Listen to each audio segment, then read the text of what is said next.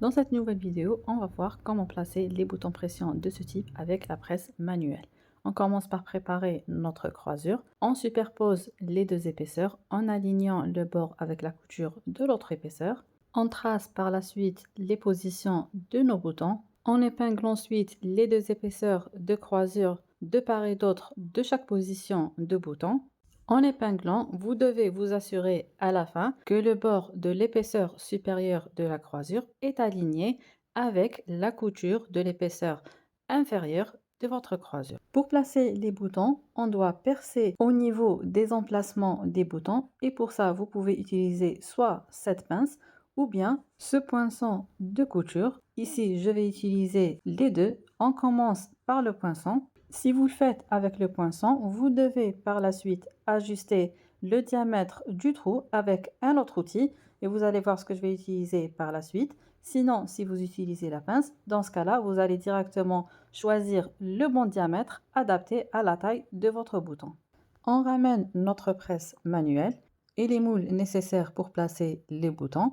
Ici, les moules sont composés de 4 pièces. On a ces deux premiers qui doivent être utilisés ensemble et ces deux-là qui doivent être utilisés ensemble aussi. Pour le bouton, il est composé de 4 pièces aussi. On a ces deux pièces pour la partie du dessus et ces deux autres pour la partie du dessous. Ces deux pièces du bouton doivent être placées en utilisant ces deux pièces de moule et les deux autres doivent être placées en utilisant les deux autres pièces de moule. Pour placer les moules sur la presse manuelle, les deux grandes pièces doivent être placées en bas ici et les deux autres petites pièces avec ces vis doivent être placées en haut. On commence par placer ces deux pièces de moule sur notre presse. Donc, je place la grande pièce avec cette petite tige en bas, donc il suffit juste de la glisser dans le trou et je visse l'autre pièce en haut comme ceci. Je reprends ensuite mon vêtement, j'enlève les épingles et je place ces deux petites pièces de mon bouton sur l'épaisseur inférieure de la croisure pour former la partie du dessous de mon bouton. Je commence par prendre cette pièce où j'ai la plus longue tige, je la place par-dessous l'épaisseur inférieure de la croisure. Donc ici, si vous avez utilisé un poinçon pour faire vos trous, vous devez élargir le trou comme on l'a dit avant. Et moi, je vais utiliser une aiguille à tricoter. Donc ici, j'ai la numéro 5 qui me fait un trou assez large pour pouvoir insérer cette pièce. Je glisse cette pièce à travers le trou en l'insérant par-dessous. Ensuite, je ramène la deuxième pièce qui est plus petite que la première. Je la place par-dessus et donc mon vêtement est pris en sandwich entre les deux pièces. Je fais la même chose pour l'autre bouton. Et là, puisque ce deuxième trou a été fait avec la pince avec le diamètre adapté à la taille du bouton, dans ce cas-là, j'ai pu glisser la plus longue pièce facilement à travers le trou. Je place ensuite le côté du dessous du bouton contre la partie inférieure du moule et donc le trou du bouton qui est par-dessous va glisser à travers la tige du moule. Ensuite, je presse avec le bras en essayant de le faire avec un seul coup sec. Je fais la même chose pour le deuxième bouton et voilà le résultat. Je prends ensuite la deuxième épaisseur de ma croisure. J'élargis le premier trou que j'ai fait avec le poinçon en utilisant l'aiguille à tricoter.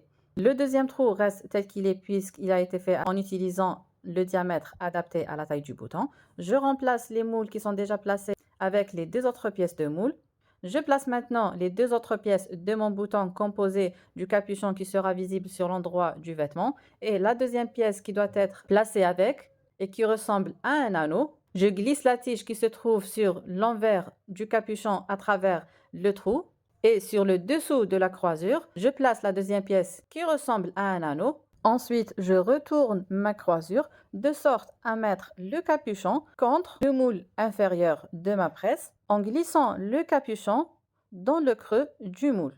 On presse ensuite en un seul coup sec et là, évitez de presser en plusieurs fois. Il faut presser directement en un seul coup, sinon vous risquez d'abîmer votre bouton. Ensuite, vous vérifiez sur l'envers du bouton que ces deux tiges parallèles sont bien parallèles et qu'elles ne sont pas déformées, car si elles se déforment suite au pressage, vous n'allez pas pouvoir fermer et ouvrir votre bouton correctement.